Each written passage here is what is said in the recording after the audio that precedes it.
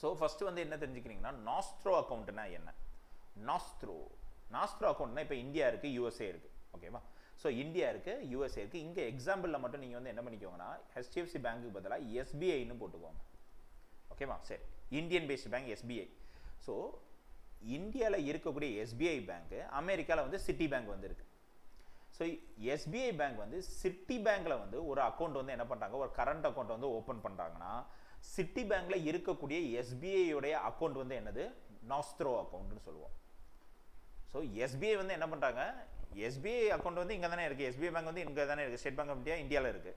So இங்கே வந்து state Bank of இந்தியாவுடைய ஒரு அக்கௌண்ட் வந்து சிட்டி பேங்க்கில் நீங்கள் வந்து ஓப்பன் பண்ணுறீங்க. ஆக்சுவலாக சிட்டி பேங்க்கில் நீங்கள் வந்து அக்கௌண்ட் வந்து மெயின்டைன் பண்ணணும்னா நீங்கள் மெயின்டைன் பண்ணால் அங்கே வந்து ஆக்சுவலாக யூஎஸில் இருக்கக்கூடிய பேங்க் அங்கே வந்து டாலர்ஸில் மெயின்டைன் பண்ணணும், கரெக்டாக? So SBI open a current account with City Union Bank in US dollars.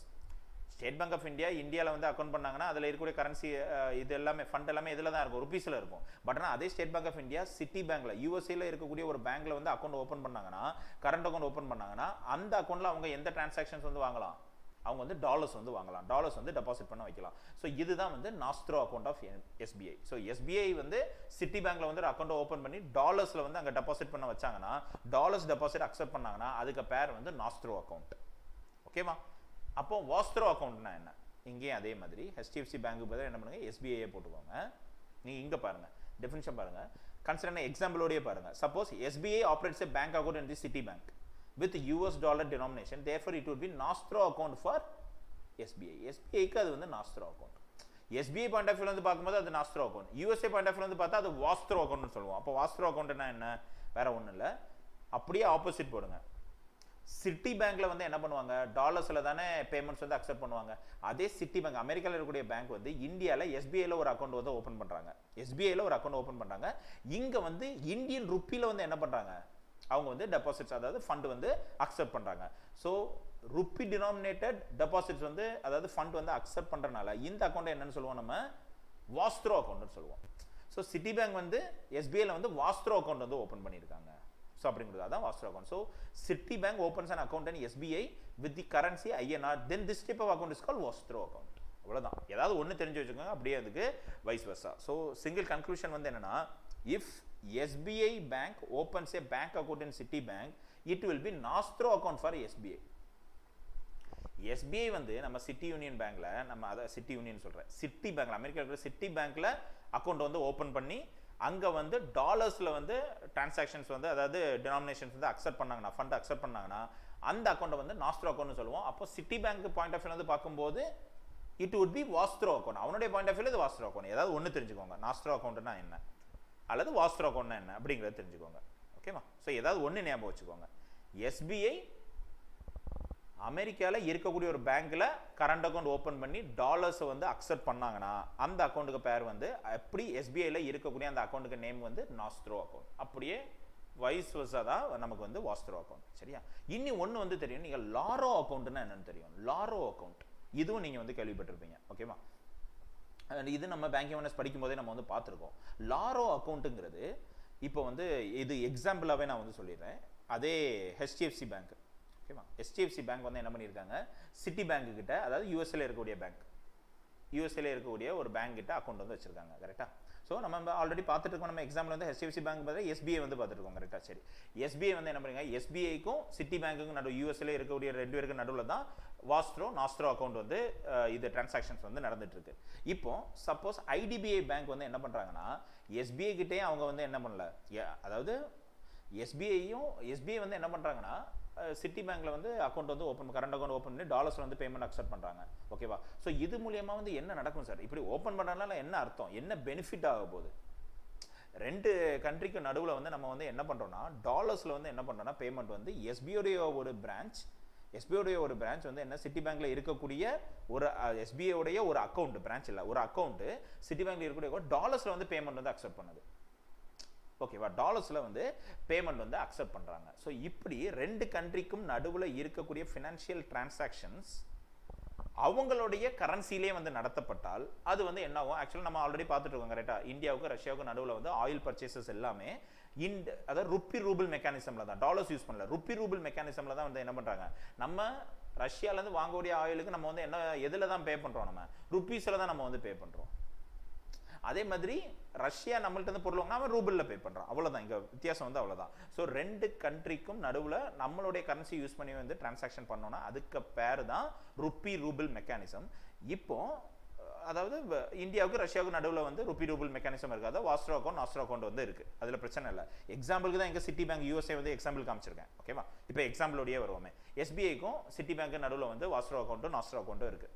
சரி, இப்போ ஐடிபிஐ பேங்க் வந்து என்ன பண்ணுன்னா, அப்படின்னா இந்த 2 பேர் வந்து என்ன பண்ணலாம்னா, இவங்க வந்து எஸ்பிஐ பேங்க்ல இருக்கக்கூடிய அதாவது கஸ்டமர்ஸ் வந்து சிட்டி பேங்க்குக்கு வந்து அவங்க வந்து ஏதாவது பொருள் வந்து இம்போர்ட் பண்ணியிருந்தாங்கன்னா அவங்க வந்து எதுலேயே பே பண்ணலாம், ருப்பீஸ்லேயே வந்து பே பண்ணிடலாம். ஓகேவா? இப்போ ஐடிபிஐ பேங்க்குக்கும் அதே மாதிரியே வருது. ஐடிபிஐ பேங்க் கஸ்டமருக்கும் அவர் வந்து என்ன பண்ணுறாருன்னா, அமெரிக்காவில் இருக்கக்கூடிய ஒரு கம்பெனிக்கு வந்து அவர் வந்து காசு வந்து பே பண்ணணும். அதுக்கு டாலர்ஸில் பே பண்ணால் அவளும் ருப்பியில் வந்து பே பண்ணுறதுக்கு அவர் வந்து என்ன பண்ணோம், ஃபர்ஸ்ட் சிட்டி பேங்க் கிட்ட அவர் வந்து வாஸ்ட்ரோ அக்கௌண்ட் ஓப்பன் பண்ணணும். பட் ஆனால் அவர் ஓப்பன் பண்ணலை. அப்படி இருக்கக்கூடிய பட்சத்தில் அவர் வந்து என்ன பண்ணுறாரு, ஒரு தேர்ட் பேங்க் வந்து என்ன ஆகுது, ஆல்ரெடி இருக்கக்கூடிய HDFC பேங்க் கிட்ட போகிறாங்க. சாரி, ஆல்ரெடி நம்ம இங்கே பார்த்துருக்கிறது SBI பேங்க், கரெக்டாக? ஆல்ரெடி இருக்கக்கூடிய SBI பேங்க் கிட்ட போகிறாங்க. SBI பேங்க் கிட்ட போய் நீங்கள் எனக்கு பதிலாக என்ன பண்ணுங்க, நீங்கள் இந்த டிரான்சாக்ஷன்ஸ் எனக்கு பதிலாக பண்ணி கொடுங்க அப்படின்னு சொல்லிட்டு ஐடிபிஐ SBI கிட்ட வந்து கேட்பாங்க. ஓகேப்பா? ஸோ அதுதான் இங்கே வந்து இருக்குது, நீங்கள் பார்த்துக்கோங்க. Consider SBI bank has an account with Citibank, but IDBI bank does not have any Nostro account with Citibank. IDBI and Citibank கூட Nostro account கிடையாது. However, IDBI bank has to pay the bill of imported machinery from the USA. So அமெரிக்காவிலேருந்து பொருள் வாங்கியிருக்காங்க, அதுக்கு வந்து bill வந்து டாலர்ஸில் பே பண்ணணும். ஓகேவா? அவங்களோட கரன்சியில் வந்து பே பண்ணணும் on behalf of கஸ்டமர்ஸ். அது பே பண்ணுறதுக்கு தேர்ஃபார் ஐடிபிஐ பேங்க் வந்து என்ன பண்ணுறாங்கன்னா, SBI கிட்ட போகிறாங்க. ஏன்னா இவங்க 2 பேருக்கு நடுவில் தான், SBIக்கும் சிட்டி பேங்க் நடுவில் தான் நாஸ்ட்ரோ அக்கௌண்ட் வாஸ்ட்ரோ அக்கௌண்ட் வந்து இருக்குது. அங்கே போய்கிட்டு and asked to settle the invoice on its behalf.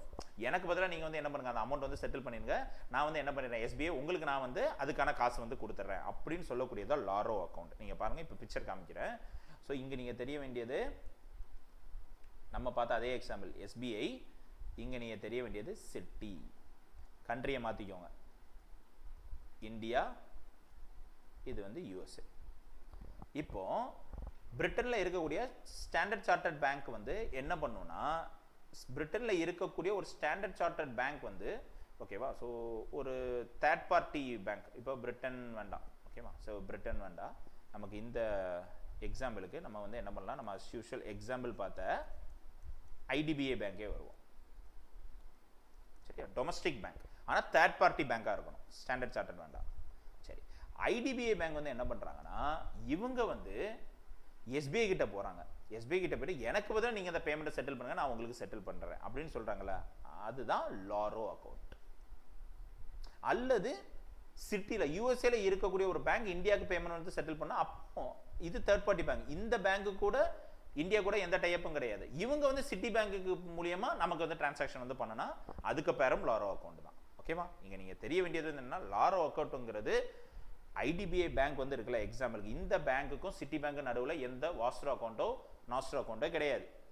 அப்படி இருக்கும் பட்சத்தில் ஆல்ரெடி இருக்கக்கூடிய ஒரு பேங்க்கு கிட்ட ஐடிபிஐ பேங்க் வந்து முறையிட்டு நீங்க எனக்கு டிரான்சாக்ஷன் பண்ணி கொடுங்க.